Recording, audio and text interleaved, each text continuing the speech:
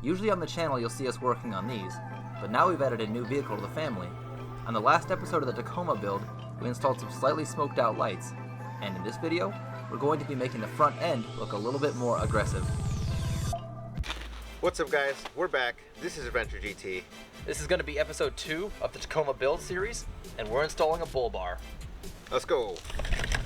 We acquired this bull bar from Autosaver 88 on Amazon, and already at a budget-friendly price, you guys can pick yours up at 10% off with the promo code linked in the description.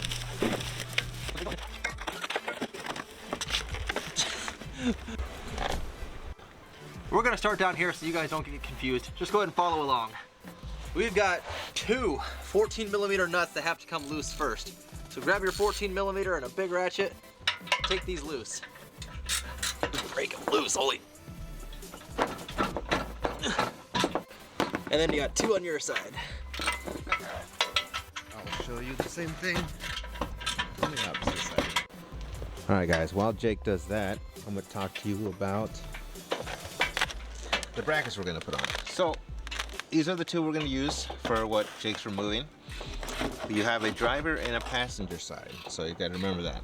This is your passenger side. This is your driver's side, okay? We're going to install it on this. Whoops. Looks like this boy is needed. Wow. This is the driver's side. Just like that. One important note, you do not want to tighten those down yet, because right there, you're gonna need a spacer. You can see it hits the railing up here. There we go. It hits the railing right there. It doesn't go back all the way. So you're gonna need to put a spacer, so when it comes to putting on your bracket, do not tighten those down yet. From your hardware pack, you wait for the wind to die down. Holy shit. You're gonna take a couple space washers. You have two thin washers which go on your long bolts. So this is actually gonna go between your bracket, and I'm gonna put all this on screen so you can see it. This will slip between the bracket and the frame, and this other spacer will go on the back side. Then you finish it up with a normal washer, a lock washer, and a nut. There we go. Once you guys get this far, go ahead and tighten up those two bolts up there. And then these are 16mm, so you're gonna need a 16mm socket and a 16mm wrench for the back side. Go ahead and tighten those all up. You're supposed to have just one of these big washers for the gap, but for some odd reason there was a larger gap than we expected, so we ended up putting two large washers back there to make up the difference and use the smaller one in the back. You guys may have to do the same, maybe not. That's just what we had to do. The second size bolts, not the small ones. These bolts right here are going to go into this bracket, and you can actually see in the bull bar where they screw into. So we'll take the bracket, put it on the outside. Nope. So it'll go on there just like that. You screw in right into the bar itself. Then we'll flip that.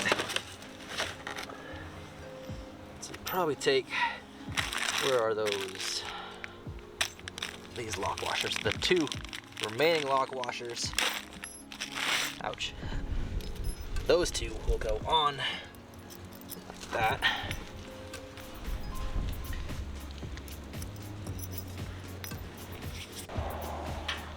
This should be the correct orientation. We were wrong in the beginning. It's easier with a friend, but we're gonna go ahead and put our hardware in, and we'll tighten everything down later. It's important to keep everything finger tight until we're ready for the final fitment.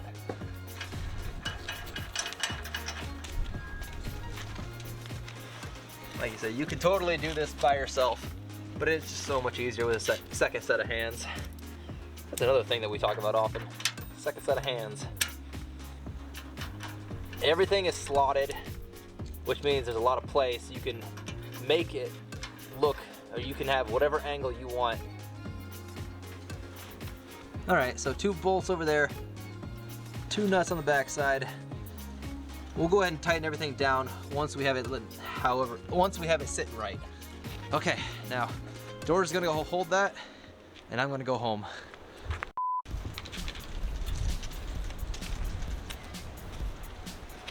We're done. Now that we've gotten this far, take your 18mm wrench, finish tightening down the bull bar to the actual frame. All right.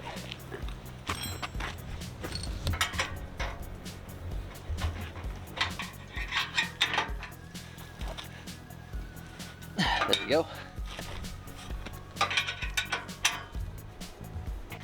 At this point, we'll go ahead and align the height, however high, whatever angle you want your bar to sit at. Go ahead and dial it in and we'll tighten everything down. Put your shoulder into it. And go ahead and tighten all the bolts on the side.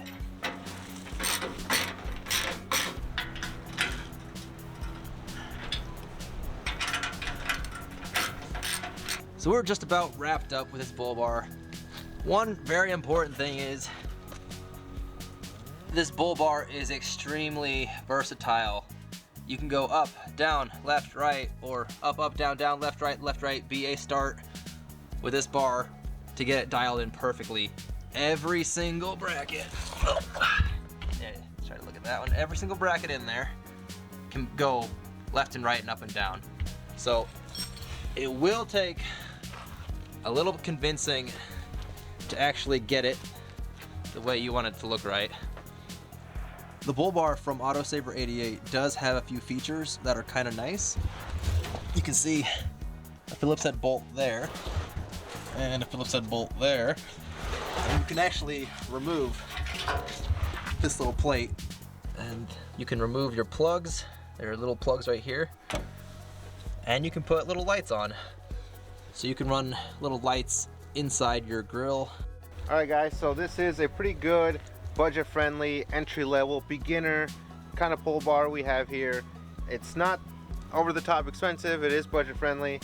There was a little imperfections, more than likely done with shipping. But if you're looking to do something simple and mod up your Tacoma, then you can't go wrong with this. If you guys want to see episode 1 or other work that me and George have done, those videos will be on screen now. Otherwise, this is Adventure GT, and we'll catch you later. Hey! Oh, sorry! I'll just tuck that at the end of the video.